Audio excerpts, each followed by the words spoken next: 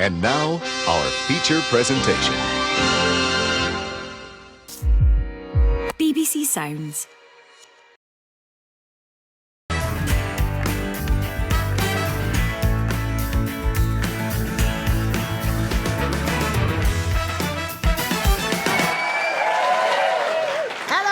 Steph McGovern, and welcome to The Ultimate Choice, the show that confronts celebrities with dastardly dilemmas, perplexing predicaments, and devious dichotomies. And joining me tonight are two top comedians.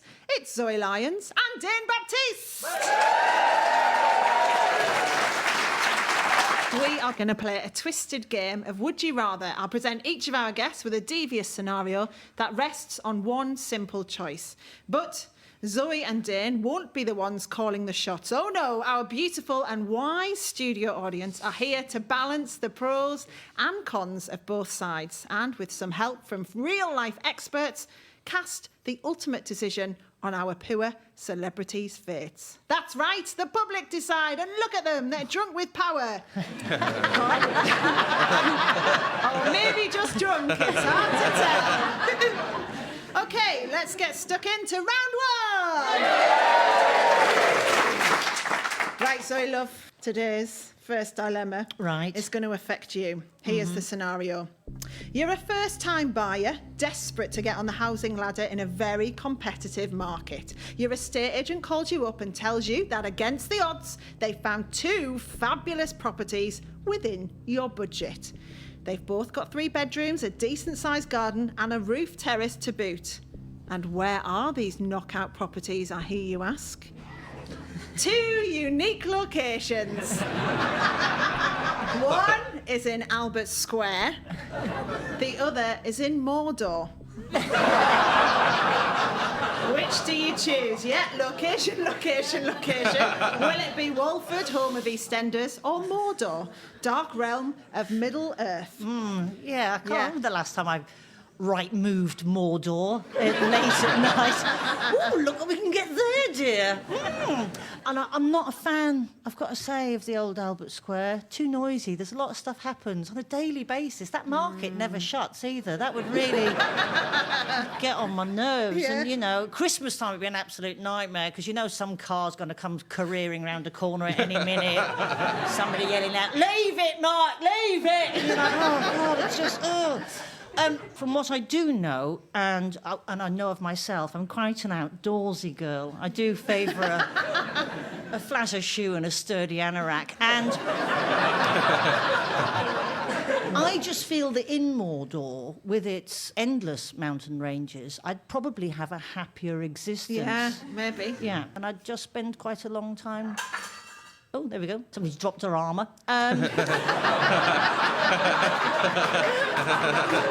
It's the orcs next door. They're always clanging about in their armour. This is why we've never invited them over for Christmas drinks. It's just, we're not each other's people. So, yeah, I think Mordor. OK.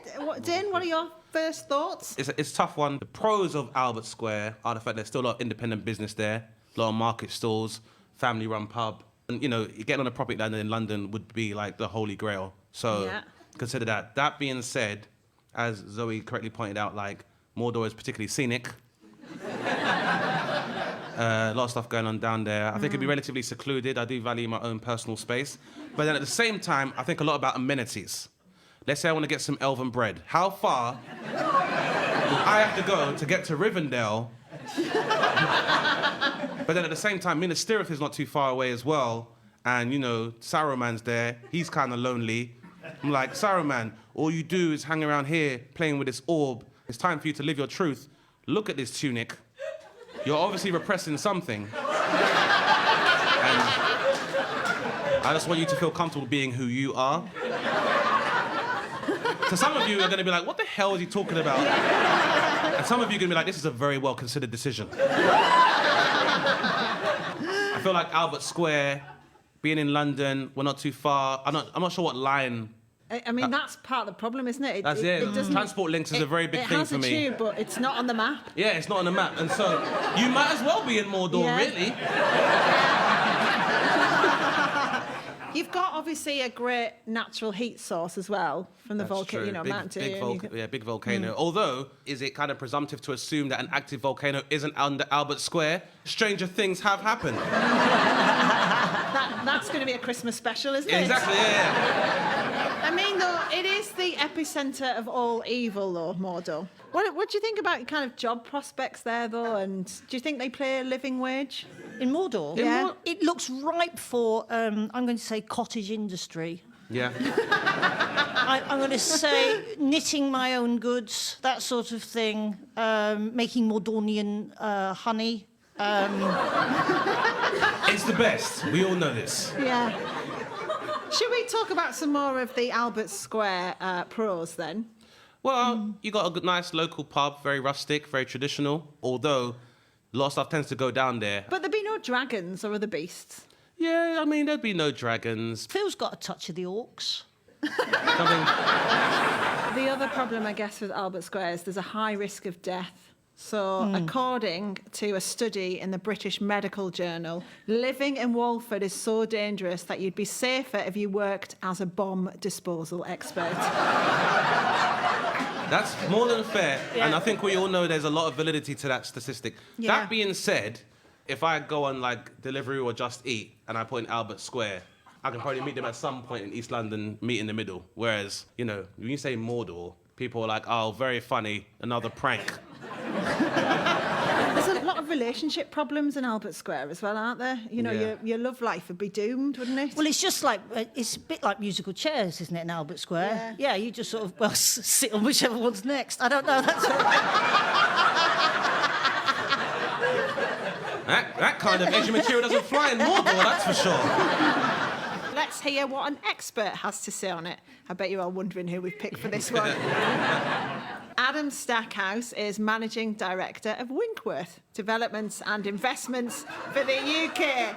Here's what he thinks. There's no doubt in my mind that you'll be looking at a much larger property in Mordor than you would be for the same price buying in Albert Square. Mordor, beautiful scenery, gorgeous countryside, a lower head count per hectare. So from an investment perspective, Mordor is streets ahead of Walford. I mean, it really takes Albert Square apart in terms of revenue generation. It's not just a prettier space. People will pay an enormous premium for these types of experience. So taking a step back and looking at it over the next sort of 2 to 5 year period, yeah, I think I'm going to put the majority of my money into the Mordor spaces, because the reality is that they'll give you so much more on arrival. You're going to immediately be engaged by the openness, the space, and if you manage your affairs carefully and you don't upset too many people, then you could just about crawl past some of the more dangerous creatures that are out there willing to take a bite out of you. My feeling, if I may be honest, with Albert Square is that at some point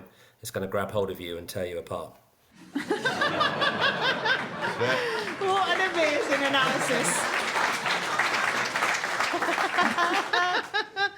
I love that. What are you thinking, Zoe, now you've heard Adam, an estate agent, saying that? Well, Adam's just backed up everything I was thinking, so clearly I'm quite astute when it comes to the old estate buying. So yeah, I double down on my original choice, say Mordor. OK, it's the moment of destiny. Let's find out Zoe's fate. Studio audience, if you want Zoe to live in Albert Square, give us a cheer. That was very muted. OK, I think we know where you're going. If you think she should be the newest resident in Mordor, let's have a holler. There we are. The ultimate choice is made in this scenario. Zoe will be relocating to a 3-bedroom property in Mordor. Are you happy with this choice? Very happy. I'm a little worried about the broadband, but I think over time I'll just read more. It'll be lovely. Yeah. Right. It's time for round 2.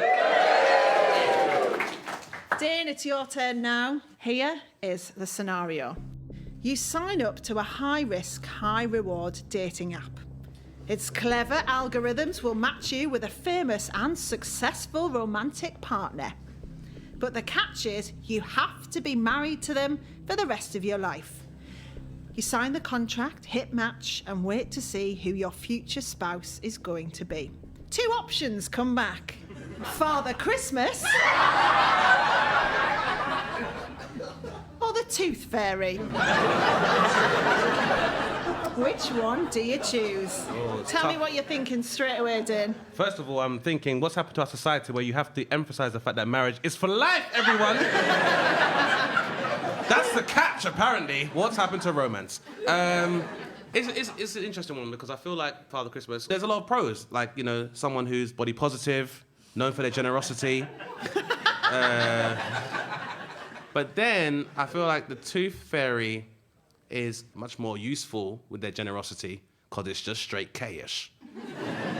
And the tooth fairy tends to work more often. I think that space is important to make a relationship work. And even though you're both working towards the ideal, it's important to have your own pursuits and interests so that you grow as a person and can contribute effectively to the whole. So I'm saying, first off, even though I don't necessarily agree with their methods of just going into people's houses and finding children and putting your hand on their pillows. You don't really think about it, do you, really? I think I'm gonna go initially with the tooth fairy. Oh, Zoe?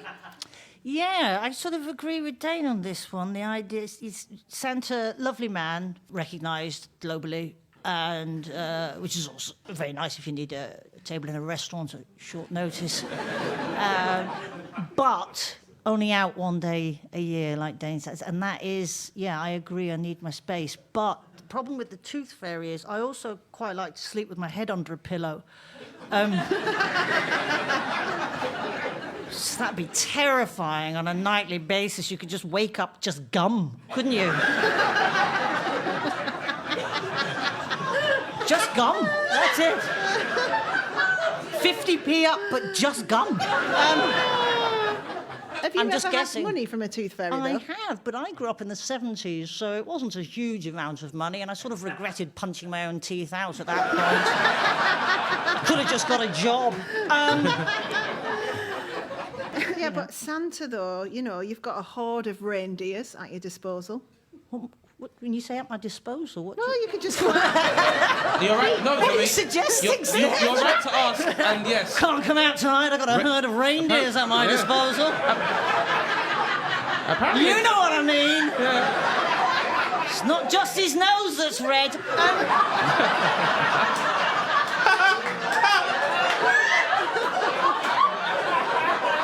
I meant to beat the traffic. Oh, see? I see. You could just go out for trips, flying around in the sky. That would get so boring. Within a week, you'd be like, bloody reindeers. Feed them, pick up their poops, you know. You could go on nice long holidays. He wouldn't like it. He gets too hot. I wish he'd wear sort of more natural fabrics. And the stuff in his beard would just really get to me. It's like crumbs from like 8 billion homes. Yeah. All over that beard. He's full up of milk and eggnog. Yeah. And you know by now he's lactose intolerant. Yeah. So that doesn't make for a silent night. Yeah, I mean, he has got an unhealthy lifestyle as Not well. the best diet, yeah, exactly. Well, so he might not. And also some of his long. retribution policies aren't great. Like, he's like, if you're bad, I'll give you a lump of coal. Makes no sense. Most evil people control the fossil fuel industry anyway. All you're doing is enabling their hoarding and misappropriation of resources. Where do you think the tooth fairy keeps all the I teeth? was just thinking this, because that's It freaks weird, me isn't out, it? that. Because parents keep teeth from the kids, don't they? Go, do you want to see the teeth? And you're like, oh, God, no, there's nothing worse than another human's tooth, is there, to look at? It's just... Ugh. So I'm guessing millions of them? Definitely billions by this point. Where yeah. are they? Don't know Made what you into do. necklaces? Necklaces. That would be disturbing. Glitter balls. I'm hoping maybe they can extract either the enamel or the calcium and then maybe make that into some kind of health supplement. Listen, you marry me, we're going to make it work on a business level, if not romantic. What do our audience think then? I'm concerned that you'd have to be the breadwinner in both situations, because one's just bringing home teeth, the other's just handing out the presents here.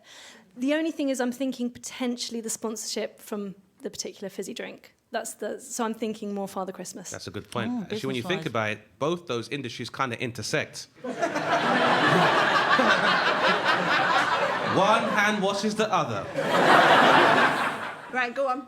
I think I'd be quite scared to get into an argument with Father Christmas because he's got like a whole army of elves behind him. Oh, whereas if you had a fight with the Tooth Fairy, you could just shove her in a jar. Which is how I solve all of my domestic issues. There is only one thing that we're missing from all of this, and that's the expert's view. Emma Kenny is a psychologist and broadcaster. This is what she had to say. What your partner does for a living can have a huge impact on the way that you perceive them as a human being, because the way that they act in their work, well, you find that attractive. So certainly if you have a partner who's constantly busy, who works independently, like the Tooth Fairy, then there'll be a consistency within their work. So the rhythm of your relationship will remain pretty similar, albeit at times that from your life. And particularly in a long-term marriage, not seeing your partner a great deal is certainly a recipe for success to some degree. When it comes down to Father Christmas, however, well, he's a CEO. He's a big corporate giant. He's got an industry below him. And on one level, that makes him super sexy because, of course, it means that he's got a level of control and power. People respect him. But also there are huge expectations on the kind of work that he does. So you can imagine that towards the end of every year, he's going to be super stressed, and you're going to have to be willing to take a back seat to that and also arguably support him when he needs that support, whilst acknowledging that your own needs are put on the back burner. Whilst he won't be the one doing all of the hard work, certainly he'll have to carry the stress and strains if others aren't pulling their weight. Dane, has it changed your mind? It's definitely made me think again. I'm into new experiences, and I just feel like the Tooth Fairy, that's just uncharted territory, and there's just so much that can be done working together as a power couple. So eloquently put. Right, the division bell is ringing. Studio audience, it's up to you to play Cupid and decide Dane's fate. If you think Santa Claus would make a better partner, cheer like you mean it. If you think the Tooth Fairy would be a better option for Dane's happiness, let's be having you. And there we have it. Judgment is served. Yeah, so Dane, you're set for a lifetime of domestic bliss with the Tooth Fairy, as long as you're prepared to overlook the 1.9 billion home invasions they commit every year. I'm sure you will be very happy. I like a bad girl, what can I say? And that's the end of round 2. Now we're going to turn the tables for our next question. It's not our guests whose destinies we'll be deciding. It's the audience and who will choose their fate, Zoe and Dane. Right, here we go then. This is tonight's third scenario. It's your birthday, and your in-laws have kindly bought you a gift voucher for a unique adventure experience. But almost all of their packages, from archery lessons to a vineyard tour, are long booked up. Only 2 options remain. Neither are quite your cup of tea, but you can't say no lest you offend your in-laws. Again. Package 1. A minute in the ring with a heavyweight boxer. Package 2. A 24-hour poetry reading at your local sixth form college. Which experience do you choose? We've got 2 unique experiences and arguably 2 forms of torture. But which should the audience go for, Dane and Zoe? I hate violence. But not as much as I hate poetry.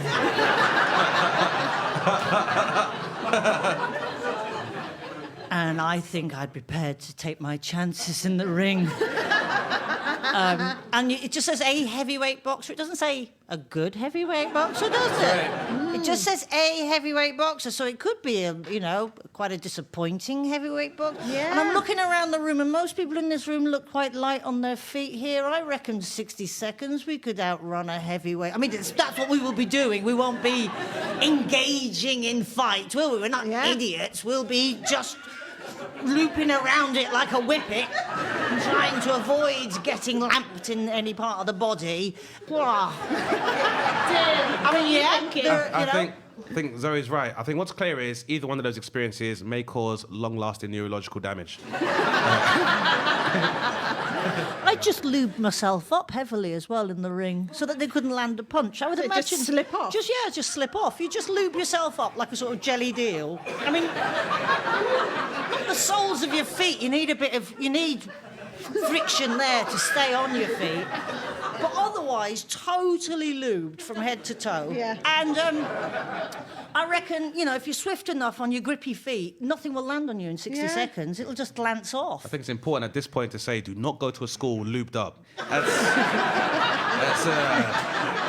That works in one scenario very well, but you don't want to walk into any school lubed from head to toe. But yeah, I think, I guess it depends on the school you're going to, really. I guess if you went to a particularly good art school, I think some of the spoken word artists there, it might be quite interesting to have your finger on the pulse and find out how Generation Z or Z, if you're listening to this in the States, how they feel about the way the world is at the moment. Yeah. I mean, and Do then... they have to make it rhyme? I prefer the rhyming stuff, Yeah. to be honest, because that means that there is some kind of effort, but... Remember, we're talking at a sixth form level. Sixth form level. I just want to say, though, many of the world's greatest poems were written by people who were barely out of the teens. So you've got Keats, who died at 25. Didn't stop him cranking out some masterpieces. Did he die of boredom?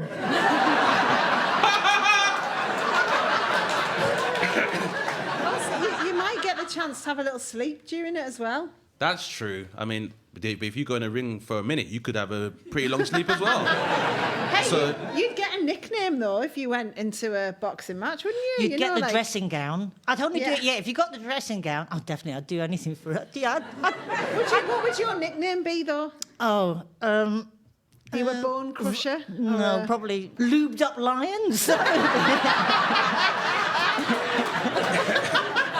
Just human caterpillar into the room like that. You're gonna have to show off your body to everyone. Would you be up for that? Obviously, you've got to go in little shorts. But maybe they would pity me. They take a Yeah. look at that body and be like, he doesn't need a punch, he needs a meal. But then That gives me the edge. you've got to fight, though. You can't just run off like Zoe's going to do, because otherwise the crowd will get really annoyed. You've But got to... he who fights and runs away lives to fight another day. Right, what do our audience think then? You're really forgetting the advantage of a poetry reading at a school is the school refreshments like chocolate concrete, chocolate crunch, whatever you guys call it here. You've got to go for that because that is life. Chocolate let's get some concrete. great Have I missed something? What is chocolate concrete? Chocolate concrete, I don't know if it's just a northern dish that we have in Doncaster, but it is made with white flour, plain flour, none of this self-raising stuff. It's not like a brownie, it's not not gooey, magic. it's not posh. Yeah. You know, it's cheap to make, so obviously for school dinners it's great.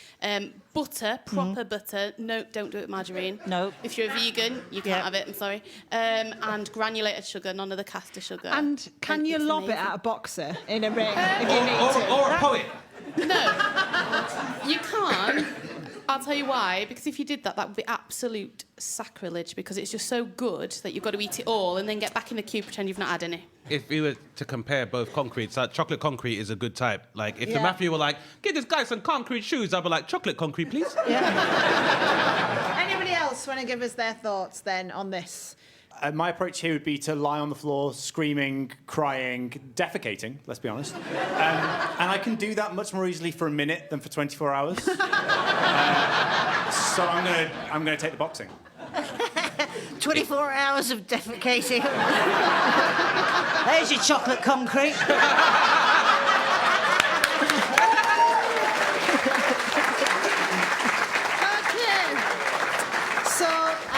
Zoe and Dane, you need to get ready to pass judgment, just judgment, nothing else. And if they can't agree, then I get the deciding vote. Well, it's my show, isn't it? But before we decide the audience's destiny, let's hear from our ultimate choice expert, who in this case is party planner Polly Betton. You can sell absolutely anything if you package it the right way. So I could probably put either of those scenarios together in such a way that people would actually buy tickets for it if it came down to it.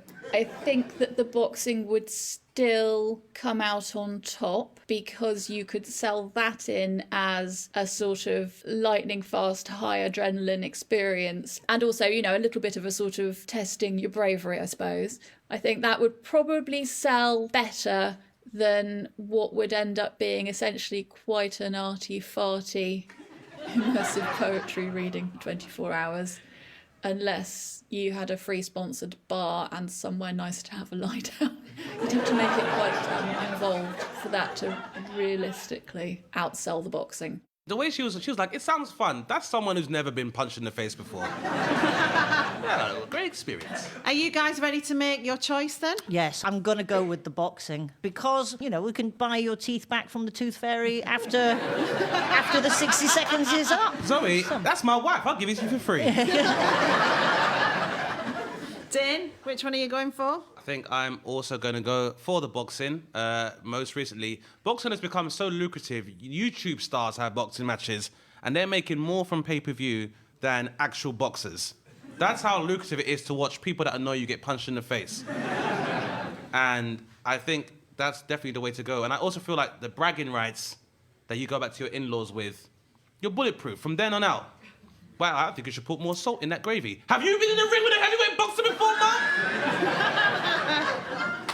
So we're going with the heavyweight boxer then for a minute. There we have it. The panel has spoken. The verdict is in. Who's happy with that in the audience? Give us a cheer if you are.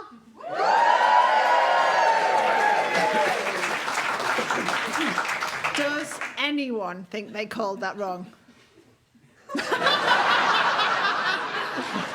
One person at the front who's on a seventh row. Still scribbling away their sonnet. Brilliant. So our audience is off to redeem their gift voucher for a minute in the ring with a heavyweight boxer. Still, count yourself lucky. They'd run out of the most horrifying experience. 20 seconds with Jeremy Clarkson. So No one deserves that. So that brings us to the end of the show. Thanks once again to our panellists Zoe Lyons and Dane Baptiste, and to our wonderful audience here in London. I've been Steph McGovern, and this has been The Ultimate Choice. Good night.